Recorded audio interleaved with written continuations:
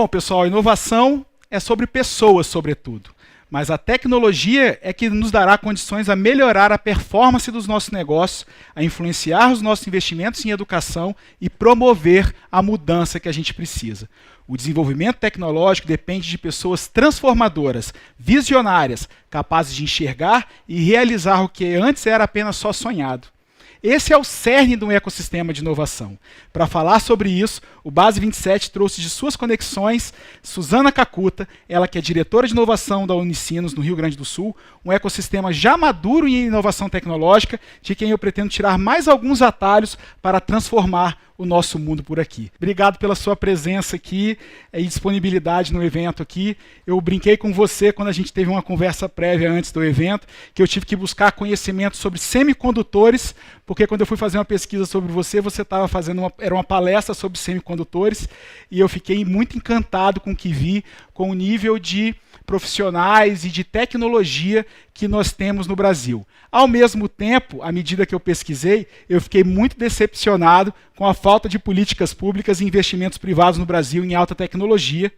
É possível que você, aí do Sul, digamos, lidera um foco de resistência? Eu acho que nós, no momento atual no Brasil, eu acho que temos vários focos de resistência, né? E eles são extremamente relevantes. Falar em inovação hoje, Guilherme, agradeço desde já e muito o convite em participar desse dia tão importante aí para o Estado do Espírito Santo, eu diria mais para o Brasil, porque a gente falar em inovação em setores como a construção civil é falar em reengajar o Brasil numa rota de desenvolvimento, numa rota global de desenvolvimento. Né? Hoje, se tempos atrás o tema da inovação era um tema mais atrelado como uma opção da empresa, de ela querer ou não inovar, ela ser ou mais ou menos inovadora, eu diria que hoje essa não é mais uma questão de escolha, né? Então, falar em inovação tecnológica, né, nessa introdução do novo, seja a partir de uma nova solução tecnológica para um determinado setor, seja a partir da introdução da inovação na modernização do produzir, do processo, do produto de setores tradicionais, como é o caso da construção civil, é de fundamental importância, né? Nós estamos vivendo um grande momento assim de mutação, né, no mundo inteiro, e eu acho que a pandemia ela traz como um grande legado, um salto, né, imenso feito no Brasil, quando a gente pensa em termos de digitalização, né, de forma mais ampla, ou das tecnologias digitais dentro dos negócios, né, não só alterando a maneira de como se comercializa, como se produz ou como se entrega, né? Mas também nessa nova forma de pensar o negócio daqui para frente, né? Onde nós estamos num contexto absolutamente global. E, assim, para nós é uma honra muito grande, viu, Guilherme? Quero agradecer muito ao Carvalho, presidente do Hub, pelo convite, de a gente trazer um pouco a nossa história, né? Nós somos um ecossistema que completou 20 anos, né, em 2020, e nós surgimos exatamente por uma necessidade de reconversão produtiva, né? A introdução do Guilherme foi precisa, né? O Brasil precisa sair da rota das commodities, né?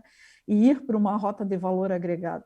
E nós surgimos por isso, né? A nossa cidade, onde a nossa matriz está localizada, era uma cidade que vivia na dependência do setor coreiro calçadista, do metal mecânico, e que a gente chegou a ser a capital nacional do calçado, né? A vizinha de Novo Hamburgo, né? Que estava naquele momento indo para a China, indo para outros locais e se perdeu o rumo.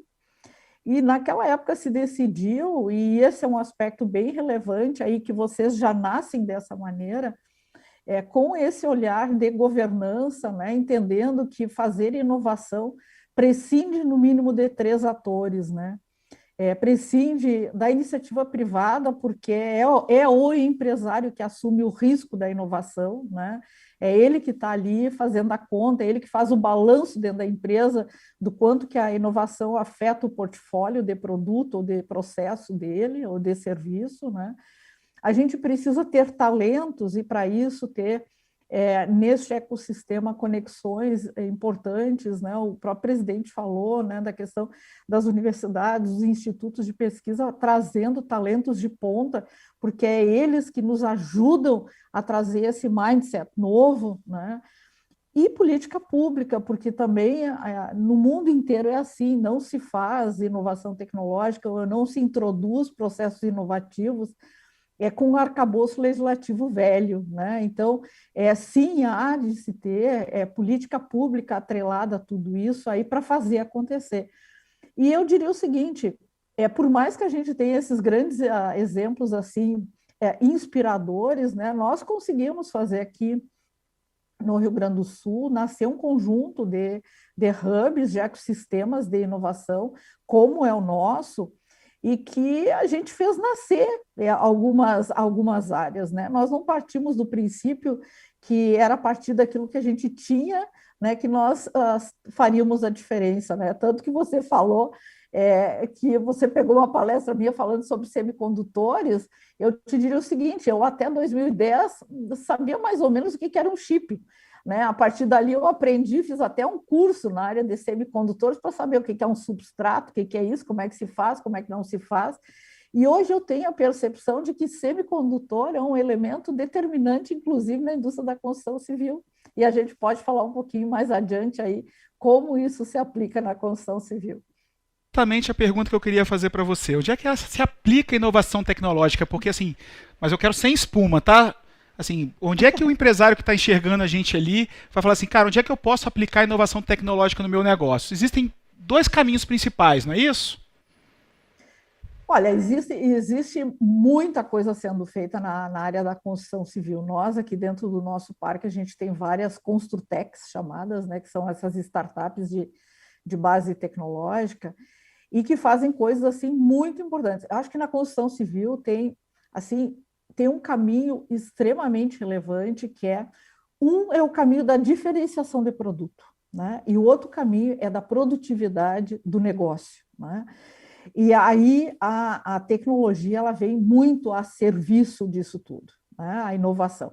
Então, por exemplo, nós temos aqui dentro do parque, eu vou citar alguns exemplos. Nós temos dentro do parque uma startup que hoje consegue entregar, né, em tempo real, né, uma visão de continuidade da obra, né, em 360 graus a partir de realidade virtual, né?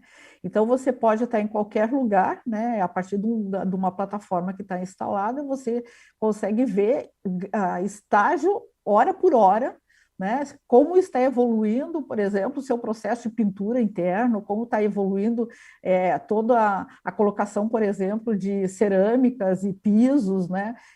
Da sua obra, ou mesmo a evolução de uma fundação, né? Então, é um exemplo, né, de ferramenta de gestão em tempo real extremamente importante.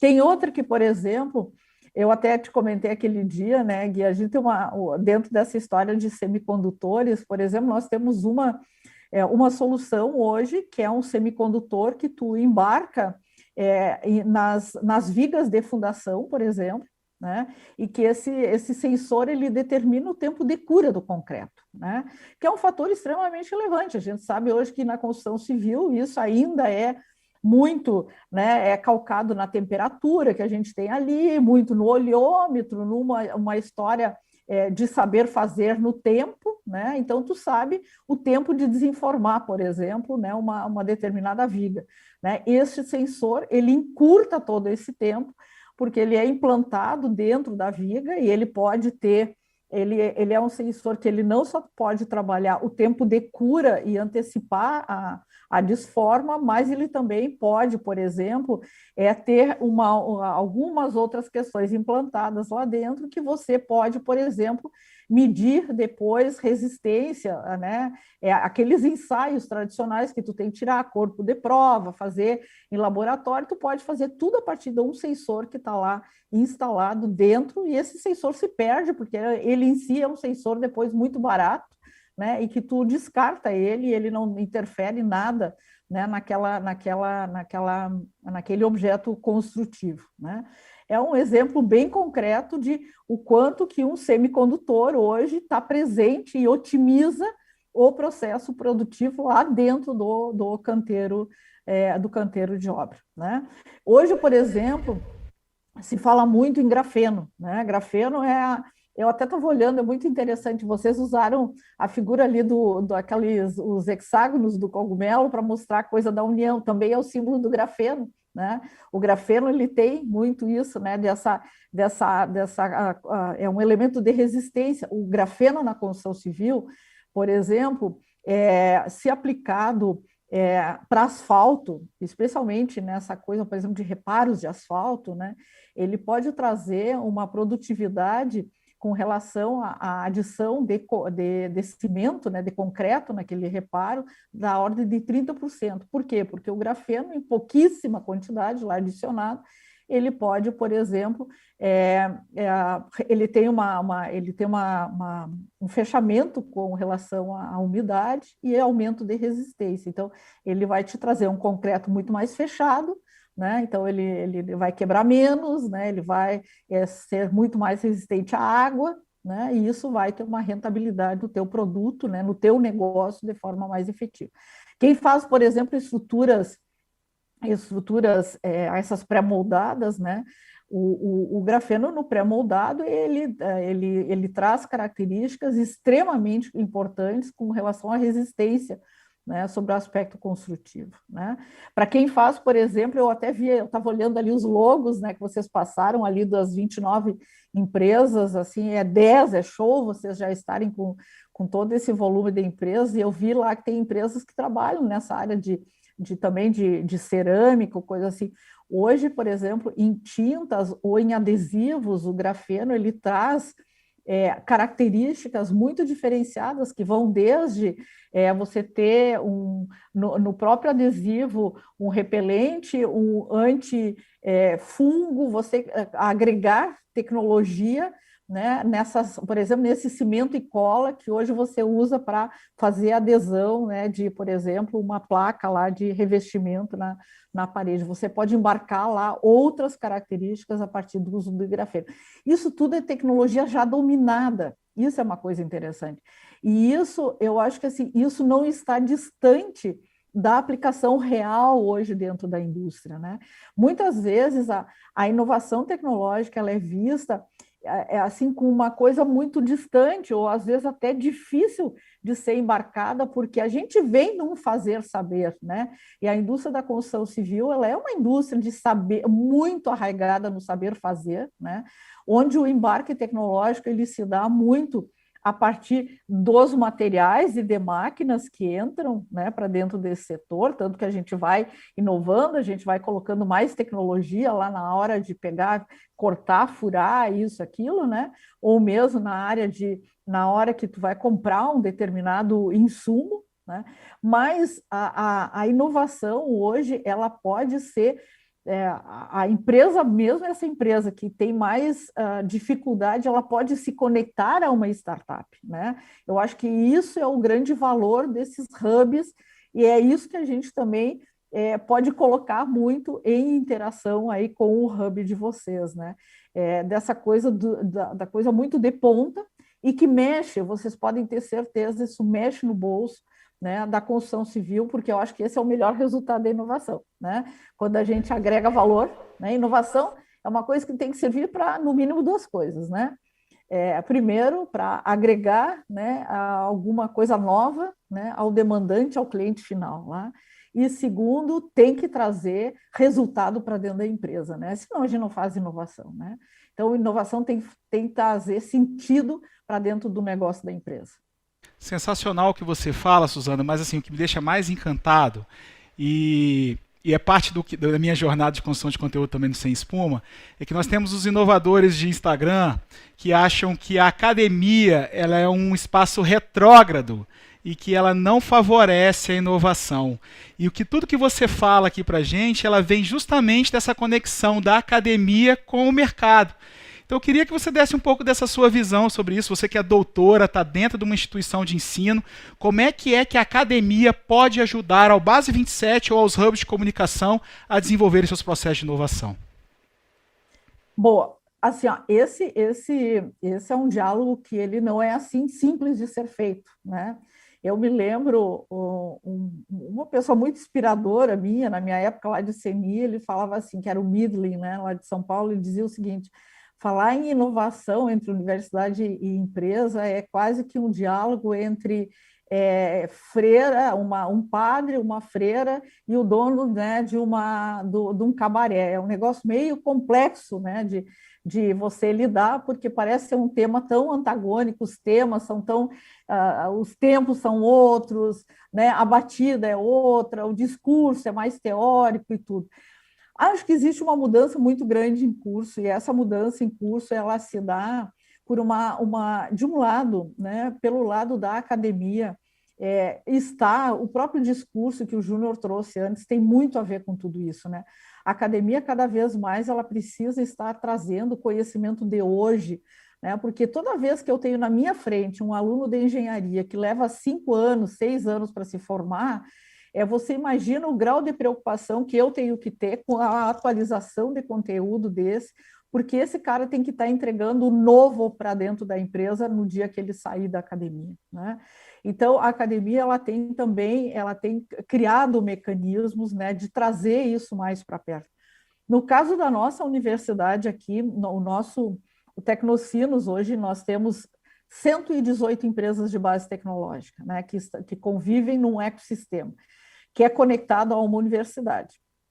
Nós criamos uma área de interação específica, que são os chamados Institutos de Inovação Tecnológica, onde nesses institutos a linguagem e o tempo é o tempo necessário da empresa, né? E a academia tem que responder esse tempo, né?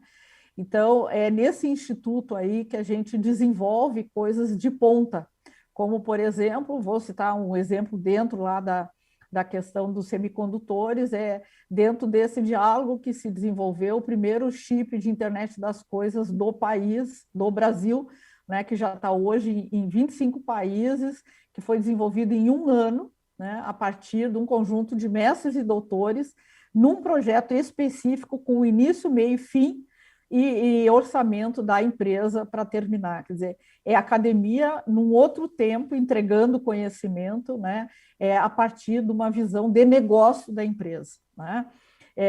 Dentro da construção civil, a gente tem vários exemplos nessa área. Nós temos lá um instituto chamado ITT Performance, né, que trabalha com toda a possibilidade de inovação na construção civil, né?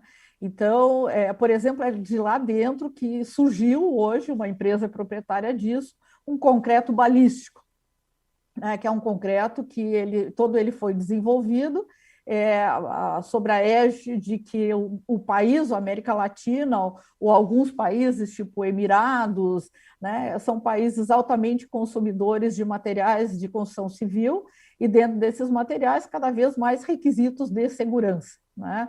Existem várias técnicas no mundo, né? E se desenvolveu um concreto balístico, né, que se consegue a partir do tipo um pré-moldado, né, você consegue entregar isso num custo muito mais razoável, né, do que se tem em termos de concorrentes a nível mundial. Então, esses institutos, eles são uma peça extremamente importante, porque quem dá o timing é a empresa, né? E a universidade ela vai conseguir ou não atender a partir dos requisitos da empresa, né? E eu acho que é isso que é essa nova mentalidade de entrega. E isso tudo no ecossistema funciona muito bem, porque, na verdade, é à medida que a gente tem.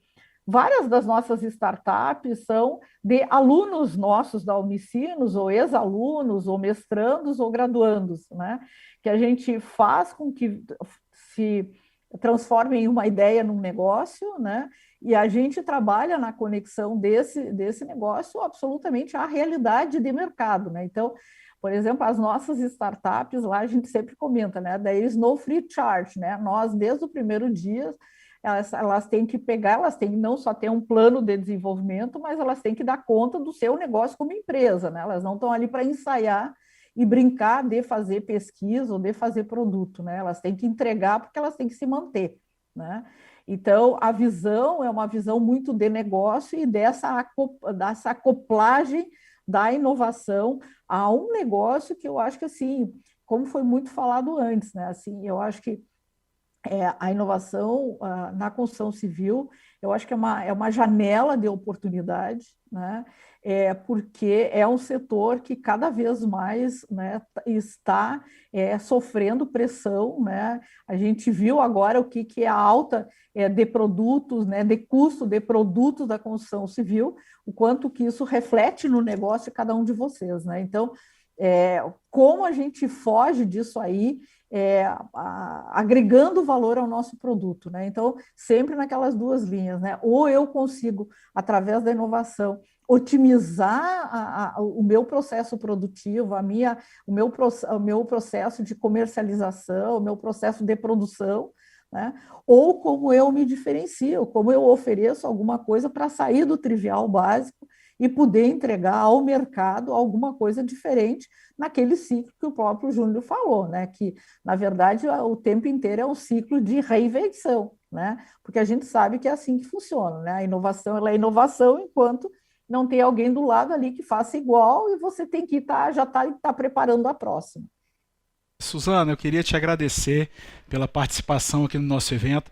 Eu já sei que nós temos uma conexão já estabelecida através da Michelle Janovic, que é membro aqui do Base 27 também, para que você possa também encurtar essa curva de aprendizado nossa e da própria Academia Capixaba, que está se aproximando do Base 27, mas não tem também o nível de maturidade que nem nós empresários temos, nem a própria academia. Então, assim, a gente quer pegar esses melhores exemplos, como você, como a Unicinos, como a Tecnocinos, para acelerar essa curva de aprendizagem nossa, para que a gente possa evoluir o mais rápido possível. Então eu queria te agradecer pela participação aqui e obrigado mais uma vez.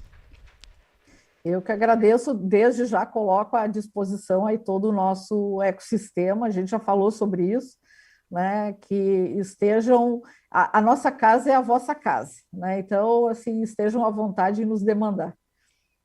Obrigado.